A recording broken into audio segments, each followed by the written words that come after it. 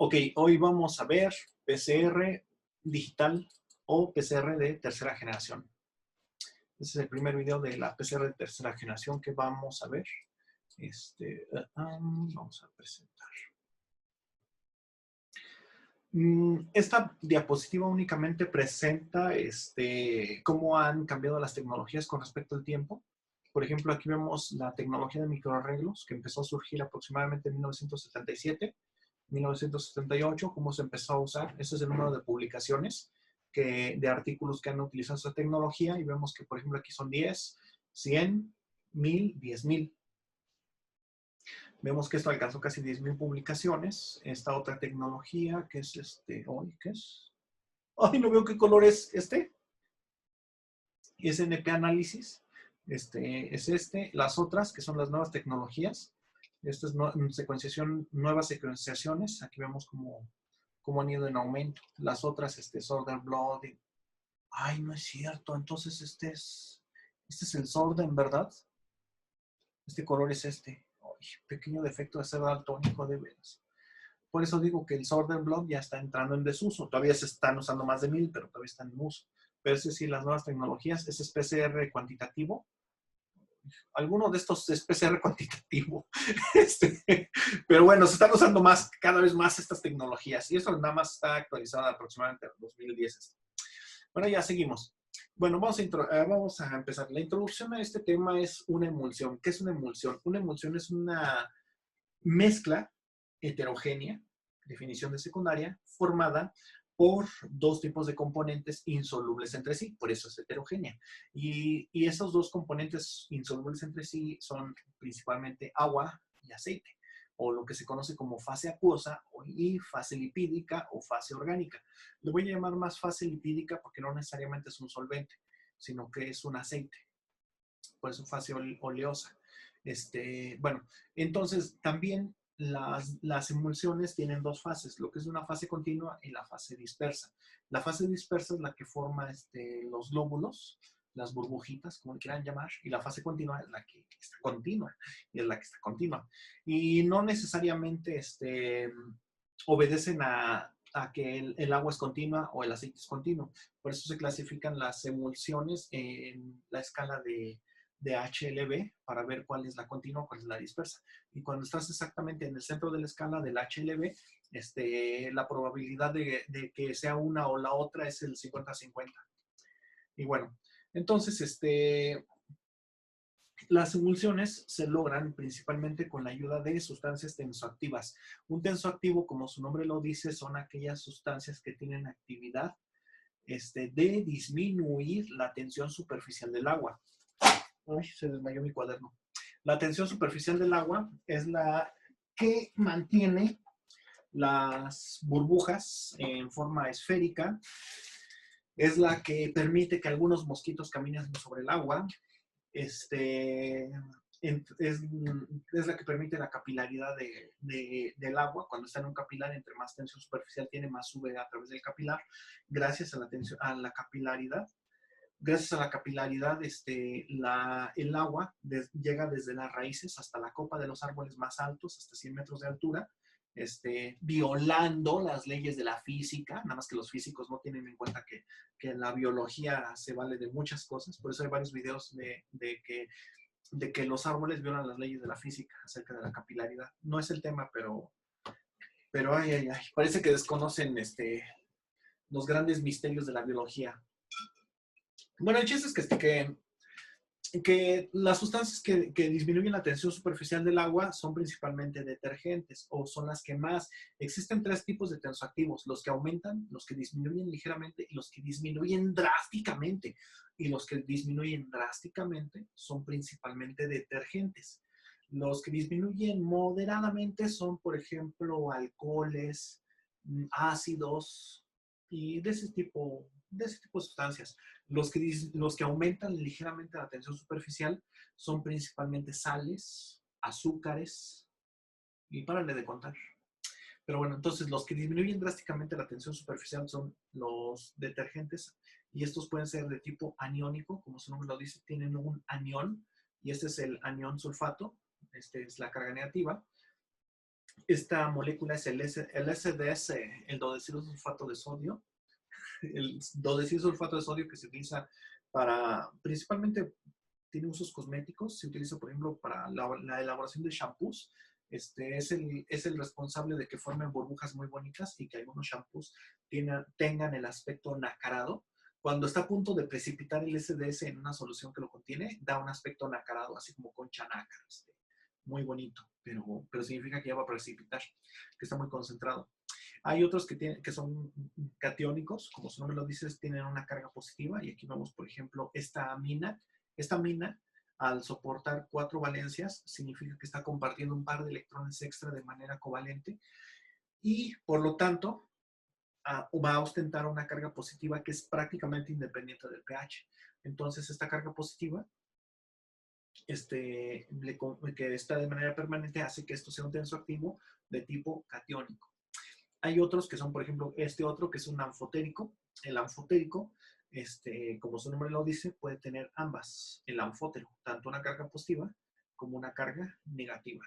Y hay otros que son no iónicos, y los no iónicos normalmente tienen una cadena polar, que es esta, toda esta es la cadena polar, y luego tienen una cadena que es muy polar, como esta, y tiene muchos OHs y cosas así. Esta sí es muy polar, y entonces estos son los detergentes aniónicos.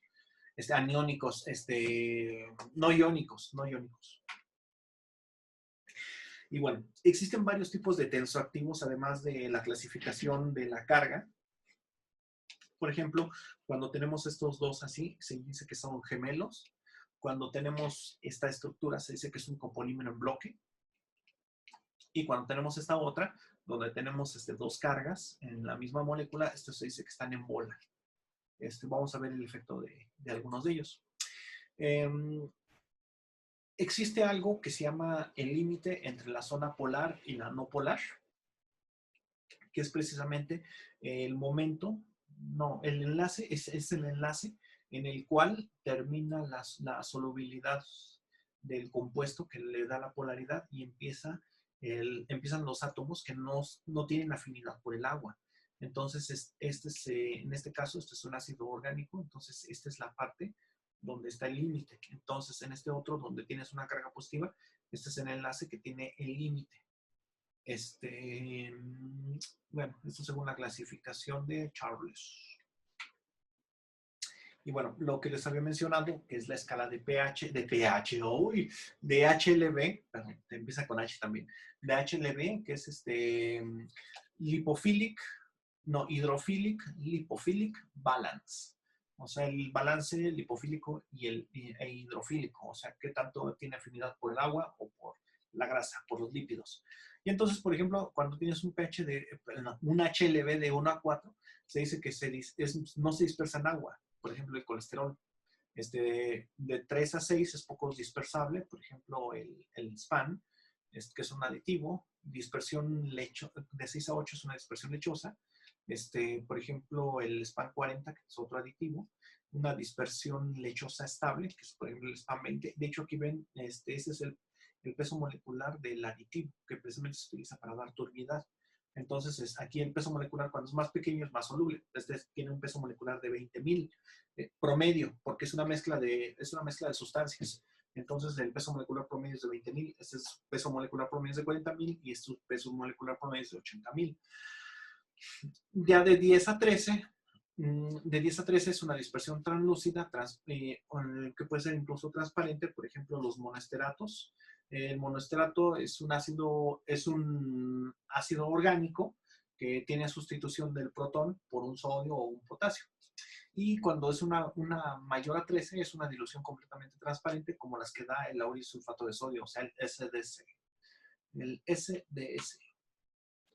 Y bueno, algunos usos de estas emulsiones. Aquí tienes, por ejemplo, para poner agua en aceite. Estos se utilizan principalmente como humectantes. La mayoría de las cremas andan por aquí.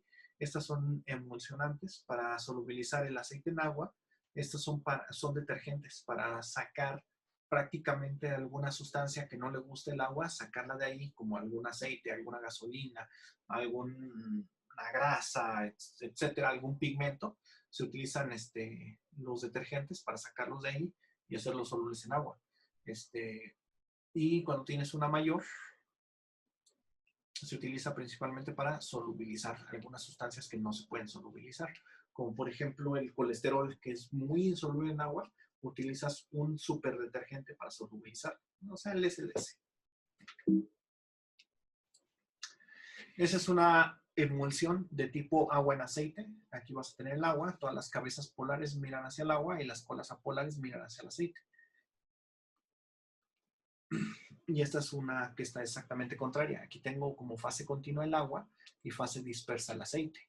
Entonces, aquí los aceites van a contener a todas las colas apolares y van a poder tener una alternancia de las cabezas polares. No es necesario que tenga esta estructura, pero normalmente no solamente se tiene una estructura simple, sino que se tienen estructuras multicapa, como las que tenemos aquí.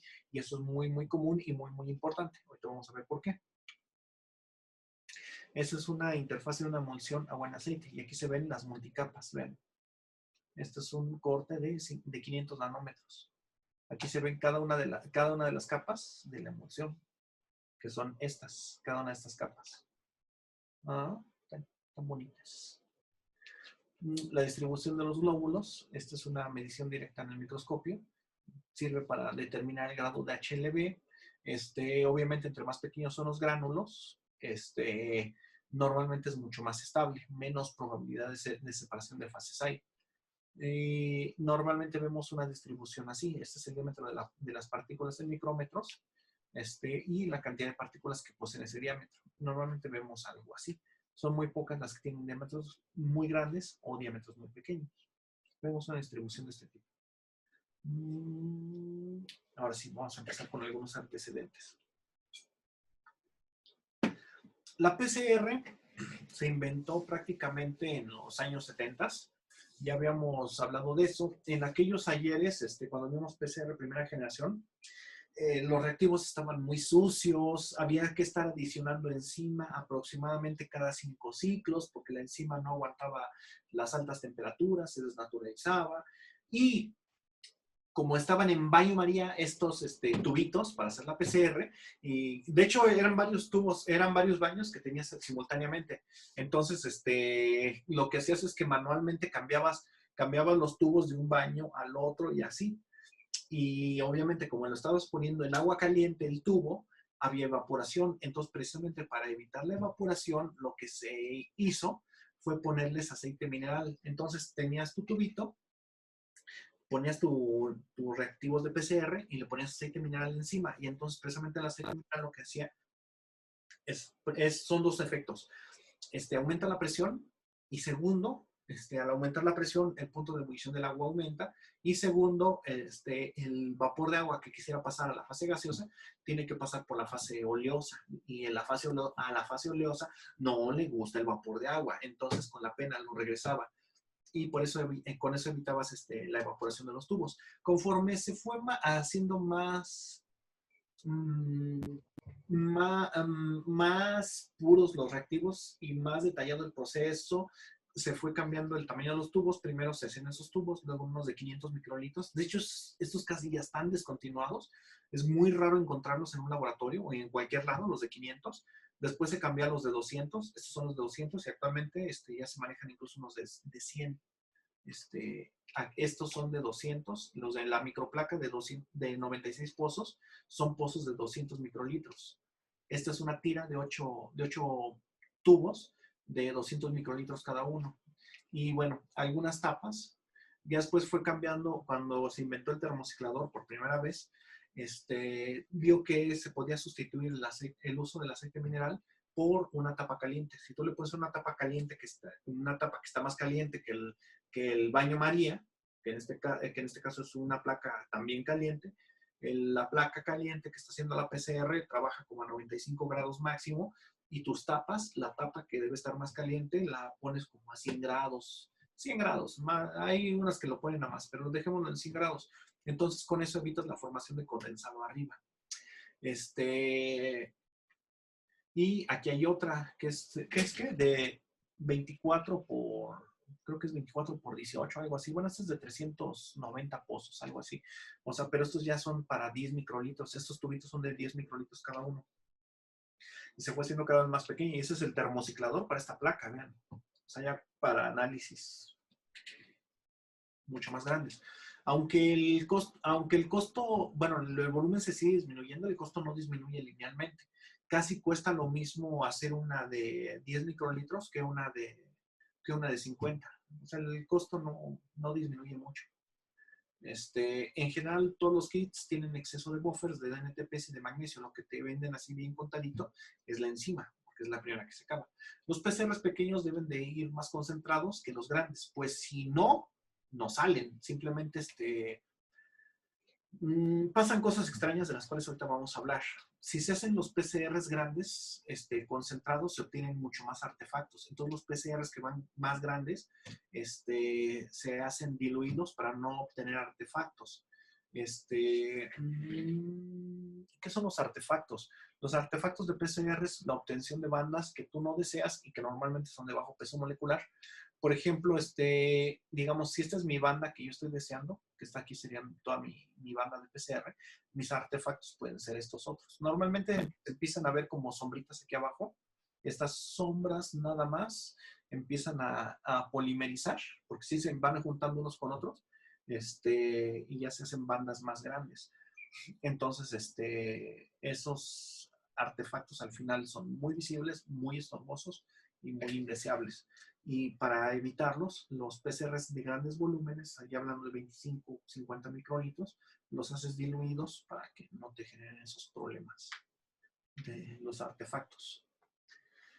Y bueno, entonces dicen que surgió la idea, hagamos una PCR de 100 microlitros y le ponemos en muchos tubitos para no tener artefactos. Y sería como hacerla N veces. Y funcionó la idea.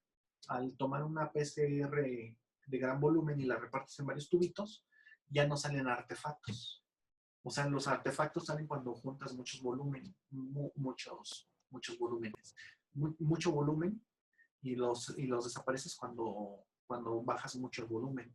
Y funciona. Y de hecho, estos son algo similar que se maneja para los microarreglos, que los más comunes de los microarreglos son los de humano, los de ratón y los de rata. Y alguna mente brillante tuvo la idea de ponerles aceite. Entonces, bueno, de hecho, o sea, les digo, el aceite siempre se ha manejado.